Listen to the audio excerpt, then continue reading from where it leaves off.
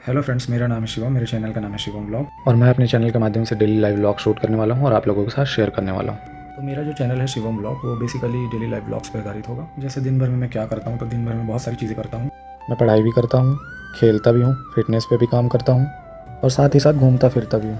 बहुत सारी और भी चीज़ें करता हूँ, तो वो सारी चीज़ें मैं आप लोगों के साथ शेयर करने वाला हूँ। आप मेरे बाल से अंदाज़ा लगा सकते हैं कि मेरे यहाँ कोई गुजर गया है। तो हाल ही में मेरे बड़े पापा का देहांत हो गया था। तो मेरा जो व्लॉगिंग का डे 1 है वो इसी टॉपिक पे बेस्ड रहने वाला है, क्योंकि जो हमारे जनजी जनरेशन के लोग हैं वो धीरे धीरे हमारे हिंदू रिलीजन के रिचुअल्स को, प्राचीन परंपराओं को, संस्कृति को, धार्मिक महत्व की चीज़ों को धीरे धीरे भुलाने लग गए हैं। इवन बहुत सारे लड़के, जिनमें मैं भी शामिल हूँ, उनके घर में अगर कोई गुजर जाता है तो वो बाल बनवाने तक से आनाकानी करने लगते हैं। अगर हमारे पूर्वजों ने ये परंपराएं बना रखी हैं कि बाल बनवाना है, दसगात्र होते तक नाखून नहीं काटना है, घर में लहसुन प्याज की सब्जी नहीं बननी है, तो इन सब का अपना महत्व है। जो भी 18 साल से 30 साल के बीच के लड़के हैं, तो मैं लड़कों की सिर्फ बात क्यों कर रहा हूँ, क्योंकि दसगात्र का कार्यक्रम, अस्थि विसर्जन करने इलाहाबाद जाना है बेसिकली लड़कों का ही काम है, लड़कियों का काम नहीं होता है।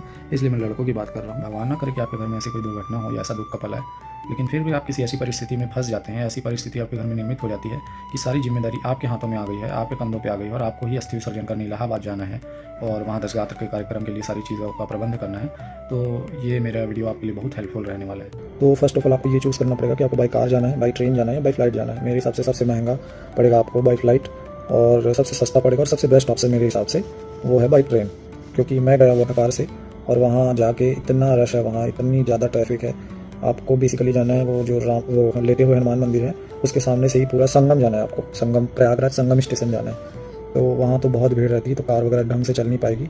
तो क्योंकि हम गए थे तो हम होटल में कार खड़े कर दिए थे और इलेक्ट्रिक से ही हम इधर उधर आना जाना किए। तो खाना खाने वगैरह भी जाना था या मार्केट वगैरह जाना था, तो हम इलेक्ट्रिक जो रिक्शा चलती है उससे ही हम आना जाना किए थे। तो आपके लिए बेस्ट ऑप्शन रहेगा आप ट्रेन से जाओ। 700-800 रुपये का टिकट पड़ता है हमको यहाँ से, और वो थोड़ा सा रिलायबल लगा मुझे। क्योंकि हम कार से गए थे, तो मैं आपको अपनी कार का एक्सपीरियंस शेयर करता हूँ। तो मैं यूज़ करता हूँ मारुति CR, जिसका टैंक साइज़ है 38 लीटर पेट्रोल है। तो मैं बिलासपुर से फुल टैंक कराया था, जो 3800 के आसपास फुल हुआ था। और बिलासपुर से इलाहाबाद 550 किलोमीटर के आसपास दिखा रहा था। तो हम बिलासपुर से कोटा आए, कोटा से बिलगहना, बिलगहना से खोंसरा, खोंसरा से पेंड्रा, पेंड्रा से अनूपपुर, अनूपपुर से शहडोल, शहडोल से इलाहाबाद। ये वाला रूट हम लोगों ने पकड़ा था और इलाहाबाद पहुँचने के बाद भी 50 किलोमीटर का रेंज मेरी कार दिखा रही थी। तो काफ़ी ठीक ठाक एवरेज मुझे मिल गया था। उसके बाद कार को ले जाके हमने खड़ी कर दिया था, बताया मैंने, होटल पे ही। होटल में हम 3 लोग थे और एक रूम ही लिए थे, एक एक्स्ट्रा मैट्रेस हम लोगों ने ले लिया था और हम लोगों को इसके लिए पे करना पड़ा था 1500। इलाहाबाद जाने से पहले अगर आपका कोई परिचय वाला अगर इलाहाबाद में हो तो ये बढ़िया हो जाएगा आपके लिए, क्योंकि क्या है कि जो पंडा होते हैं, जो पूरे धार्मिक रीति रिवाजों को वहाँ संपन्न कराएंगे, आपके पूरे काम को करेंगे, पिंडा पढ़ाएंगे, तो वो लोग आपसे 11,000, 21,000, 31,000 की मांग करेंगे, क्योंकि उसमें बहुत सारे आपको बताएंगे कि इसमें गौदान करना पड़ता है और कन्या भोज, ब्राह्मण भोज और बहुत सारी चीज़ें आपको बताएंगे। तो अगर आपका कोई परिचय वाला हो जो लोकल हो, तो वो जो पंडा लोग हैं वो समझ जाते हैं कि लोकल आदमी है, तो उनसे वो बहुत ज़्यादा डिमांड नहीं कर पाते हैं। तो ये आपके लिए बेस्ट रहेगा। अगर आपका कोई परिचय वाला आपको मिल जाता है तो ये आपके लिए बहुत बेनिफिशियल हो जाएगा। प्रयागराज पहुंचकर हम सबसे पहले गए अपने होटल का नाम होटल गंगा निवास, जो कि प्रयागराज संगम स्टेशन के जस्ट पास में लोकेटेड था। होटल में रेस्टोरेंट की सुविधा नहीं थी, तो यदि आपको नाश्ता खाना वगैरह करना है तो आपको मार्केट में 100 मीटर 200 मीटर निकलना पड़ता। और जो होटल का रूम वगैरह था बहुत ज़्यादा लग्जरी नहीं था, डिसेंट रूम था, ज़रूरत की सारी एमिनिटीज़ वगैरह थी, टीवी था, AC था और बाथरूम वगैरह से साफ़ सुथरा था, तो अच्छा था, रूम बढ़िया था। तो हम शाम को 7 बजे चेक इन किए थे और नेक्स्ट डे शाम 5 बजे तक के लिए हमको रूम मिला हुआ था।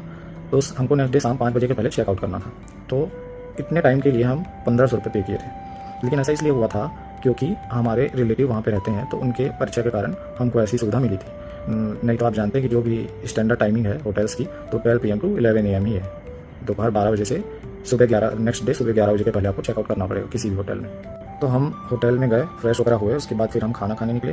फिर खाना खाने के बाद ऐसे ही टहलते टहलते हम संगम तक होके आए, ये देखने कि कहाँ पे सारे पंडा लोग बैठते हैं जहाँ काम वगैरह होना है। तो जिस पंडा के पास हमको जाना था उसका तो हमको ठिकाना मिल नहीं पाया। फिर हम वापस आ गए थक के अपने होटल। उसके बाद होटल में थोड़े से रेस्ट करने के बाद सवेरे हम 7:30 बजे वापस से निकले। फिर इलेक्ट्रिक रिक्शा करके हम गए वापस संगम। वहाँ कुछ टाइम तक ढूंढने के बाद हमको जिस पंडा के पास जाना था उस पंडा का पता हमको मिला और फाइनली हम उस पंडे तक पहुँच गए। उसके बाद वहाँ जो भी कार्यक्रम हुआ, तो हम पंडा को 5,100 रुपये पे किए सारे काम करने के लिए। तो पंडा ने ही फिर एक नाव वाले को बुलाया और नाव वाले को हमको 600 देना पड़ा। और जहाँ पे हम डुबकी लगाते वहाँ एक पर्सन का 20 रुपये पर पर्सन के हिसाब से जितने लोग डुबकी लगाते उनका देना था। तो 3 लोग थे तो 20 दिए, 60 रुपये वो देना था। तो नाव वाले को टोटल देना था 660 और 5,100 रुपये दिए हम पंडा को, पूरे कार्यक्रम पिंडा पढ़ाने और जो भी रीति रिवाज होते हैं उन सब का। तो ऐसे करके हमको 5700 5,760 रुपये खर्चा आया। तो उसके बाद फिर हम 150 रुपये की बॉटल जर्किन भी, वो वाटर जर्किन जो होती है जिसमें गंगा जल वगैरह लेके आते हैं, वो भी लेके गए थे। तो आप इसको मोटा मोटा मान लो 6,000 रुपये यहाँ खर्चा हुआ। उसके बाद खाने पीने को मिला लो तो 1,1200 रुपये वो खर्चा हुआ। खाना भी बहुत महंगा नहीं था, भोजनालय था, बढ़िया पूड़ी सब्जी चावल वगैरह अच्छा खाना मिल रहा था मार्केट में। ये रहा इलाहाबाद दसगात्र अस्थि विसर्जन का ओवरऑल खर्च। वीडियो को पॉज करके आप स्क्रीनशॉट भी ले सकते हैं। सो फ्रेंड्स, अब मैं आपको बताता हूँ प्रयागराज में अस्थि विसर्जन करने का महत्व। प्रयागराज जिसका पूर्व में नाम इलाहाबाद था, जिसके त्रिवेणी संगम पर अस्थि विसर्जन करने से दिवंगत आत्मा को मोक्ष, आध्यात्मिक मुक्ति और जन्म मृत्यु के चक्र से मुक्ति मिलती है। यह भारत में सबसे पवित्र अनुष्ठानों में से एक माना जाता है, जो गंगा, यमुना और अदृश्य हो चुकी सरस्वती नदियों के पवित्र मिलन पर किया जाता है। इस अनुष्ठान के माध्यम से आत्मा को ब्रह्मांडी समग्रता में विलीन होने में भी सहायता मिलती है।